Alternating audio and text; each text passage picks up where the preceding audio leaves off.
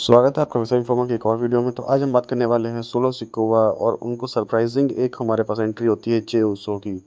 वो आते हैं, वो जिमी उसो के कहने पे नहीं आते हैं, वो आते हैं यहाँ सोलो सिकोवा को समझाने। वो सोलो सिकोवा को समझाते हैं कि भाई जो तू ब्लड लाइन में कर रहा है ना, और जो तू इस उला फाला को ज़बरदस्ती लेके बैठ गया है, वो बिल्कुल ही गलत है। और जो तू अंधा होके टांगो लुआ जेका फाटू इन सबके पास चला जा रहा है, ये भी गलत है। तो ब्लड लाइन को तोड़ रहा है और ऐसा नहीं करना चाहिए। तो सोलो सिकोवा कहते हैं कि मैं तोड़ नहीं, मैं जोड़ रहा हूँ।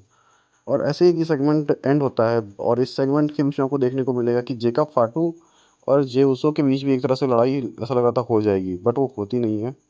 और भाई यहाँ से देख के लग रहा है कि जेकब फाटू एक बहुत ही बड़ा एलिमेंट इसमें आएंगे लेकर के। और आज जे उसो किसी धमकाने के तरीके से नहीं आते, वो भी प्यार से ही बात करते हैं सोलो सिकोवा से अपने लिटिल ब्रदर की तरह। But solo Sikoa at the end वही करते हैं, वो कहते हैं कि भाई तू मुझे एक्नॉलेज कर, मैं तेरा ट्राइबल चीफ हूँ। और फिर भाई यीट करके भाई जो वहाँ से चले जाते हैं। वो उनसे बोलते हैं कि भाई अगली बार जब मैं तुम्हें मिलूंगा ना, तो मैं एक अलग तरीके से मिलूंगा। तो ऐसा करते ही ये सेगमेंट एंड होता है। फिर हमें बैक स्टेज आते हुए दिखते हैं रोमन रेंस और जिमी ऊसो। और भाई जिमी ऊसो जैसे ही वो जे ऊसो को देखते हैं, वो मुस्कुराते हैं। फिर वो जैसे ही जाने लगते हैं, रोमन रेंस उनका हाथ पकड़ते हैं, वो बोलते हैं वो उन पर प्राउड हैं। बट भाई तभी नो ईट करके जी जे ऊसो वहाँ से सटक लेते हैं। तो भाई मतलब जिमी ऊसो के साथ तो उनकी बॉन्डिंग अच्छी हो रही है, बट अभी रोमन रेंस से थोड़ा स्टोरी लाइन एक अच्छी से चलाई जाएगी। ठीक है, उसके बाद भाई रोमन रेंस जिमी ऊसो से कहते हैं, देखा मैंने तुम्हें कहा था कि वो वापस नहीं आने वाला।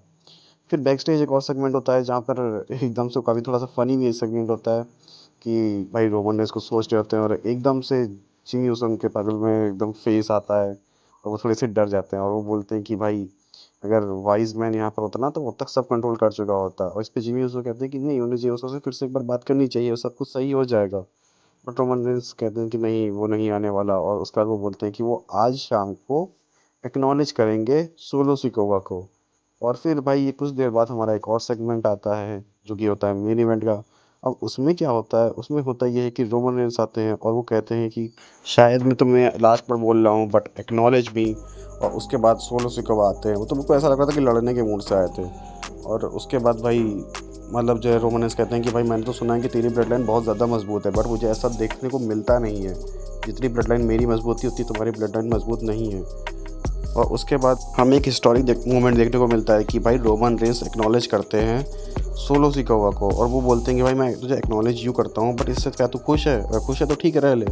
बट भाई सोलो सिकोवा तक अपने अलग ही चौड़ में होते हैं। वो कहते हैं कि नहीं भाई, तू मुझे मतलब एक्नॉलेज कर एज योर ट्राइबल चीफ। और ऐसा कहते ही भाई रोमन रेंस बिल्कुल पागल हो जाते हैं और वो बोलते हैं कि अगर एक्नॉलेज नहीं किया तो क्या।